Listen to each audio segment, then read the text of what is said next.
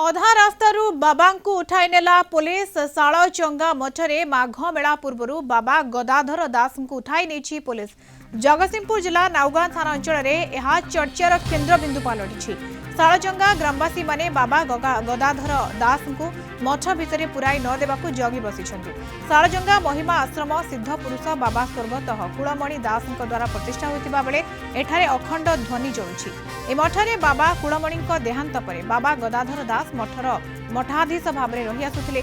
किछि दिन तले मठर संपत्ति टंका पैसा व्यापक अनियमितता होतिबा गाँ लोके जानिबा परे सेमाने बाबा गदाधर दास एवं मठर अंतेवासी रीना माता ए विषय पचारिबारु सेमाने कौशल क्रमे मठरू खसी चली जाइथिले।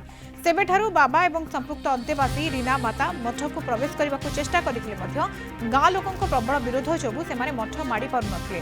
आज मठर बड़ पर्व माघ मेला अनुष्ठित हेबाकु थिबा बेले पुलिस बारण सत्वे बाबा गदाधर दास राति समय मठ आड़ को जाउथबा बेले पुलिस खबर पाई बाबा को अधा बाटरू थाना को उठाई नहीं। उत्तेजना जोगु मठ परिसर मध्य पुलिस प्रहरा देवा आरंभ करिछि। बाबा और माथा भेटी एसपी को भेटी एसपी सेमानकु सेठाकु न जिबा पई बारण मध्य करिथिले।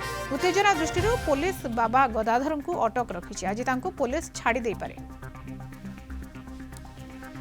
शुभंकर जेना जगतसिंहपुर ब्यूरो हेड आम सहित जोड़ी होचन। शुभंकर पूरा घटना कौन?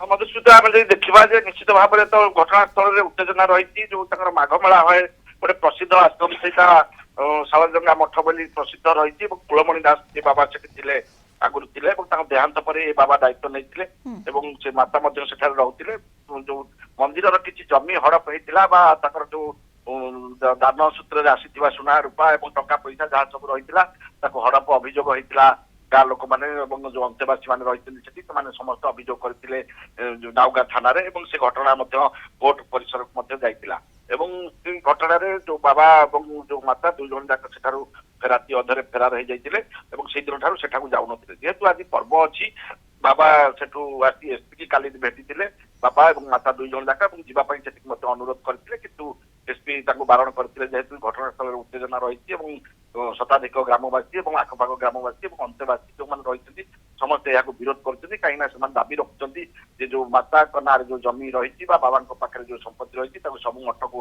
हस्तांतर करूँ मठ ना करूँ तापर जाके आसवे जहाँ करेंगे तेणु एमती जो रही केस पेंडिंग रही कोर्टे अदालत में केस रही तहसिलदार पाखे रही जिला प्रशासन पाखे गाँ लोक मैंने अभियोग कर थाना अभियोग करते तेणु से दृष्टि से बाबा माता को छाड़ी दौन जहाँफल कि काली एसपी बाबा माता आसी भेटी कथा होते सुरक्षा दि जाऊ आम से जीवु बोली कि एसपी बारण करते जेहेतु घटनास्थल में उत्तेजना रही शताधिक लोक आज लक्षाधिक लोक समागम हबार अच्छी सन्धार तेणु से न जावाई बारण करते सत्वे भी बाबा मन मानी जेहेतु जाऊे तेणु पुलिस बिल्कुल अधा रास्तार पुलिस से उठाई नहीं उत्तेजनामूलक परिस्थिति सेठारे रही वर्तमान समय माघ मेला जेहेतु चली कोटना कोठी आहरी उत्तेजनामूलक परिस्थिति उपजी पारे तेणु ताकू नजर रखी पुलिस उठाई नहीं। बहुत बहुत धन्यवाद शुभंकर सूचना शुभंकर जेना जगतसिंहपुर ब्यूरो हेड जोड़ी होते।